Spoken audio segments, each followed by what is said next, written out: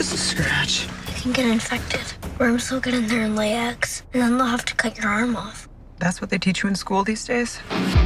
Welcome one and all to an all-new video. So in this video we're going to be going over a new film that just got released on Netflix a couple weeks ago and is a great action-packed, kick-em-butt girl type of fighting film. So we're going to get right into that. But before we do that, make sure you hit that subscribe button so you don't miss out on this video or any other videos I put up. And as always people, if you enjoy this content, definitely check out my other social media platforms such as Twitter, Facebook, and Instagram, where I post things pretty much on a daily basis as well. And as always people, let's get right into this!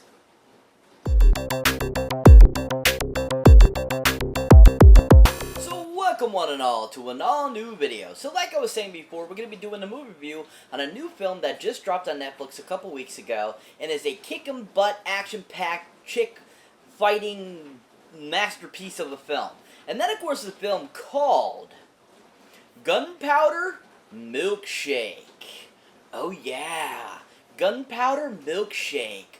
Ooh. So this film is just an awesome action-packed film with lots of great lead females, and it's just an all-around kick-butt action flick.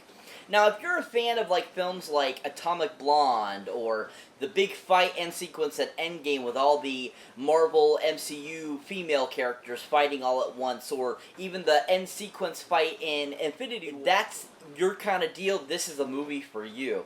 And this movie, just like I said, kicked butt. I was really impressed with it. I really enjoyed it, and I thought it was just a really well-rounded, awesome action flick. Along the lines of like John Wick as well, and stuff like that. Like it had a really great action vibe to it.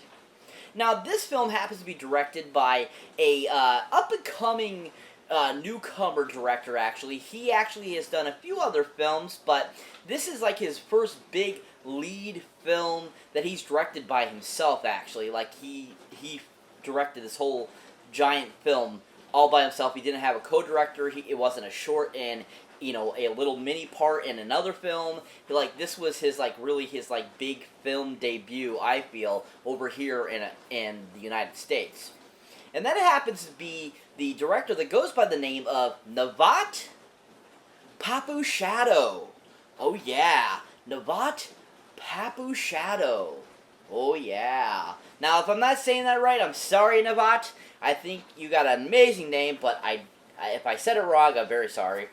But anyways, Navat, like I said, has directed a few other things. His actual film directorial debut was as a co-director of a film that came out in 2010. And that happens to be a film called Rabies.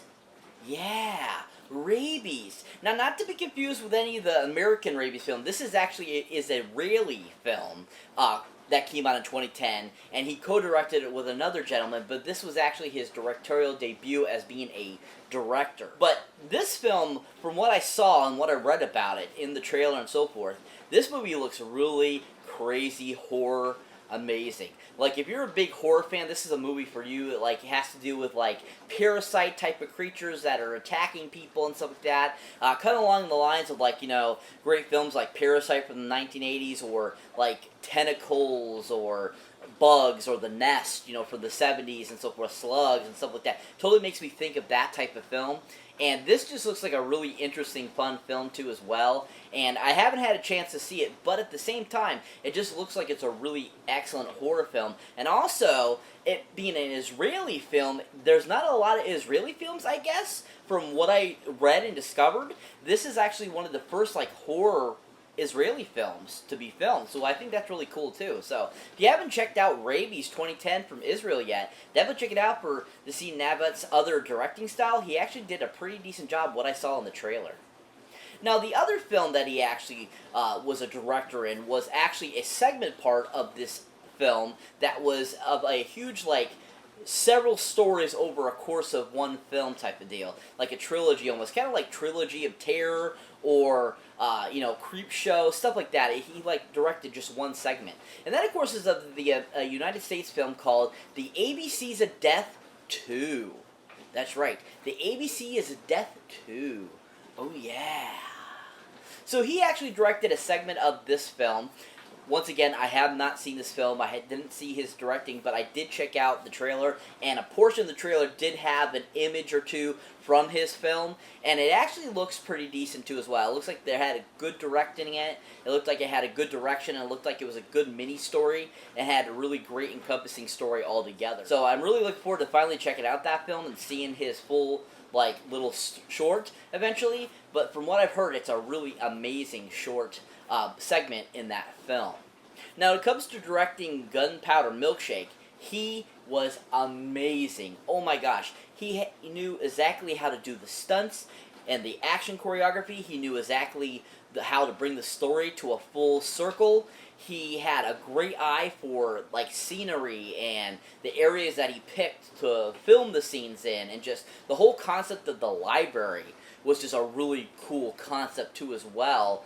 Where, these amazing women that are these crime fighters or these protectors almost just kick butt was just really amazing directing. He really directed the crap out of this film, made it a really decent film, made it really action-packed and fun, and just overall a really amazing film. Navat did a great job with this, and if you want to, I would definitely check out anything else he's done, because it definitely is worth it because of how good he did with this film. So this movie has a really great all-star cast of amazing actresses that are just amazing in their own right and are just fun to watch in any film they've been in. Now, the start us off, of course, is the main gal herself, Miss Karen Gillian. Oh yeah, Karen Gillian, woo, Karen, yeah, woo, Karen. So I absolutely love Karen. I think she's amazing. She's actually been around for quite a long time. Of course, Guardians of the Galaxy was not her first film debut, actually. She had done a few films before that, but that really made her a household name. But a couple films I really enjoyed in her that, you can check out for yourself are as followed. Now, the first film happens to be a great film, in a trilogy, basically, that's a part of a series that's a sequel to a 1995 film that was, almost, almost 30 years later that we finally got a sequel to it. And that, of course, is a film called Jumanji, Welcome to the Jungle. Oh yeah, Jumanji, Welcome to the Jungle. Oh yeah. Awesome, awesome character. Loved her in this film. Loved her as that character, as the, man killer. In that film, she brought Ruby Roundhouse to life. She was absolutely hilarious, especially when Jack Black is teaching her how to be more sexy, to, basically flirt with the guards. Was absolutely freaking hilarious, and just, Karen was amazing, pretending like she didn't know how to do it or anything, and she did such a great job that just was so fun and hilarious. Absolutely enjoyed it, and thought she was a great addition to that film series. And she just kicked butt in it. If you haven't seen Jumanji, Welcome to the Jungle, definitely check it out. And its sequel, it's totally worth the watch for Karen, because she was so awesome in it. Now, when it comes to her performance in Gunpowder Milkshake, I fell in love with her instantly. I thought she was dynamite in this film. And I thought that she did a great job of portraying this character, giving us a realistic view to this character, and just kicked butt. I mean, her action sequences were on point, really done well. And just how she fought, the style and the action part and just everything about it just meshed really well together and just was really enjoyable. If you haven't seen Gunpowder Milkshake yet, definitely check it out for Karen. She was amazing in it. The next actress I'm going to be talking about is a great actress that has been in a slew of films over the years. She's got at least 30 to 40 movie credits to her name since she started out, and she is just an awesome, amazing actress that I've always enjoyed in anything I've seen her in. I think that she brings a great just awesomeness to anything she's in. And that, of course, is the actress known as Michelle Yeoh. Oh yeah, Michelle Yeoh. Oh yeah, she is badass too, because she just kicks butt. I mean, she is well known for, of course, Crouching Tiger, Hidden Dragon. She became super famous for that role. That's really what kind of put her on the map. A couple films I've actually enjoyed her in as followed. Now, the first film is a sequel to a film that stars Jason Statham, and is a cool, kind of crime thriller, action-packed type of deal. And that, of course, is a film called Mechanic Resurrection. Oh yeah, Mechanic Resurrection. Yeah. Now, she plays a really cool kind of small role in the film. She's kind of like a side character that, interacts with Jason Statham in the film, and I just really enjoyed her in it. I thought she did a good job. I liked the character she portrayed.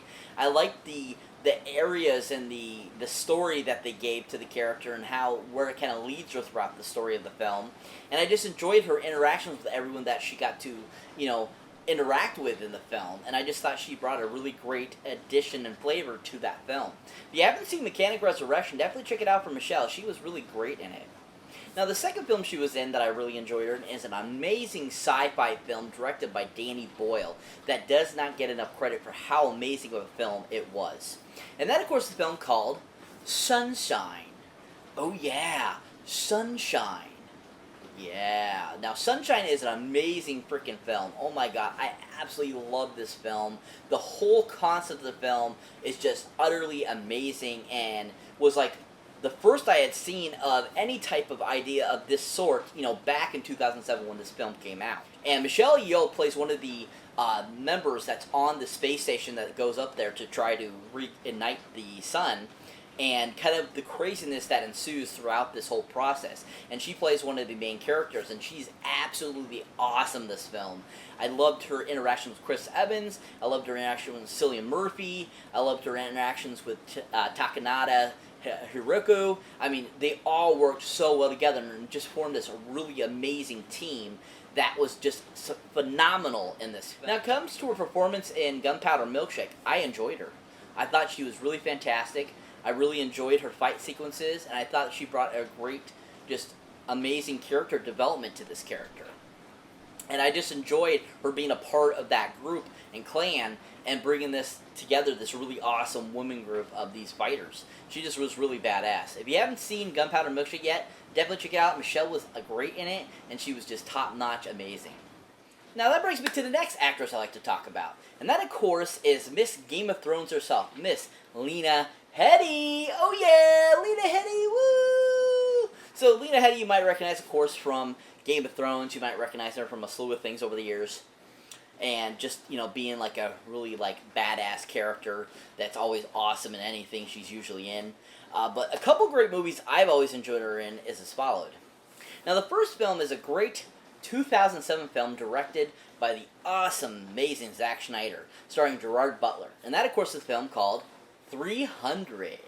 Oh yeah, 300. Oh yeah. So this is based on the supposed true story of these 300, soldiers that fought off the Persian Empire, basically, by themselves, and, kicked the Persians' butt, basically. And it's based off of that, story from, mythology or history, as they want to say it, is, I don't know how true it is. I mean, I guess there's proof that has happened, but I'm not 100% sure. But still, this movie is kick-ass awesome. Lena Headey plays Gerard Butler's wife in this. She is so awesome, this film. She kicks butt as well. She brings a great realness to being a queen of a king and just being this awesome, heroine and just kicking butt. I just really enjoyed her in the film. I thought that she was a good choice for playing that character in the film, and I thought she worked really well with Gerard Butler and brought a real greatness to what that queen might endure. And it was very enjoyable. If you haven't seen 300, definitely check it out, people. It's worth the watch. So that brings me to the second film that Lena Headey was in that was a really amazing film. Now, this one I totally forgot she had actually been in, and I was, really shocked at, not remembering that she was actually one of the integral characters in this film. Because I actually saw this in theaters back in 2005, and I absolutely loved this film because I thought it was a really great, creature feature type of film. And that, of course, is a film called The Cave. Oh yeah, The Cave. This movie rocks butt and has an all-star cast, and Lena Headey actually plays one of the main characters in the film that is a part of the expedition going into this giant cave system. And she just was really awesome, and it was so different than any other role I had seen her in at the time. And I really enjoyed her, playing this character because she seemed a lot more human in this film versus, being, a strong, powerful woman that kicks butt and stuff like that. She actually played, a normal, woman that would be, different than a heroine would be. And I just thought that she did a great job of portraying this character, being this, scientist character, and give us this really different portrayal than anything I had seen her in. I just really enjoyed her, and I thought she did a good job. If you haven't seen The Cave, definitely give her Will People. It's worth the watch. So that brings me to the final actor I'm going to be talking about that was in this film, that was a great addition to this film. And that, of course, is Mr. Paul Giamatti. Oh yeah, Paul Giamatti, woo! Oh my god, Paul Giamatti, I love this motherfucker. He is so awesome and the best. He is always amazing in anything I've seen him in. I always enjoy him. I always think he does a great job. I always just think he's hilarious. He plays good bad guys. He plays good guys. He plays great, just sarcastic bastard type of characters. He just is really intense and awesome at pretty much anything he's in. John Adams, when he portrays John Adams, he was so amazing. If you haven't seen that miniseries, really worth the watch. It's really good, and Paul does a great job of portraying John Adams.